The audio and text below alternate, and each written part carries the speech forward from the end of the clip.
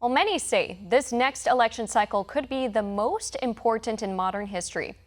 And not to mention, this election cycle comes as protests continue to rage on during the coronavirus pandemic.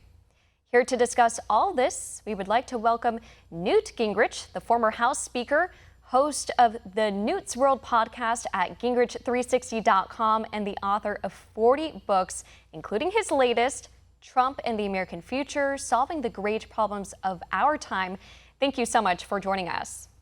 Well, listen, I'm delighted to be with you and have a chance to chat about things. Yes, in your book, you say this election represents the most decisive choice Americans will make since 1860, which was the election of President Abraham Lincoln and ultimately led to the Civil War.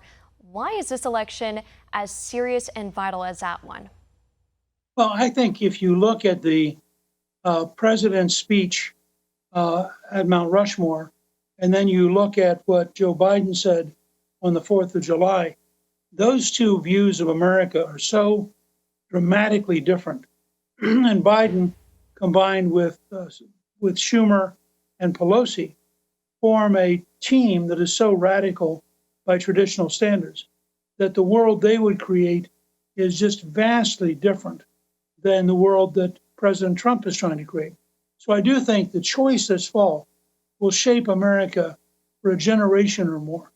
And it's either going to go to a very left-wing, hostile to America, people need to change their behavior or be punished kind of approach that Biden is advocating, or it's going to go to a much more classically America, proud to be an American and think that the Constitution matters and that our heroes really were heroes. I think it's that big a difference. Mm-hmm. And you discuss an ideology in the Democrat Party which hates police and protects criminals. How does this relate to the massive protests against police misconduct we've been seeing across the country? And what is the best way to restore trust in law enforcement while ensuring people of color are treated fairly by law enforcement? Well, I'm going to start with this weekend when 152 people were shot in New York and Chicago alone. Children as young as 7 and 6 were being killed, or at least 5 or 6 children in that age range being killed, including an 8-year-old in Atlanta. The mother of the 8-year-old said, look, she was not killed by the police. She was killed by the community. And in fact, I believe none of the people who were shot this weekend were shot in New York and Chicago, were shot by the police. So I would say there are some reforms we need. I personally favor having every policeman wear a body camera. I think they need better training and certain rules of engagement. But I also think that the greatest threat you face as an African American is from criminals and predators, not the police. And if anything, when you look at the murder rate and the shooting rate, we need more police, not fewer. And I think it's just literally madness to watch these cities that have massive amounts of crime and these left-wing Democrats feel compelled to be attacking the police, be defunding the police, creating an environment which I think is really, really dangerous for the people of those cities.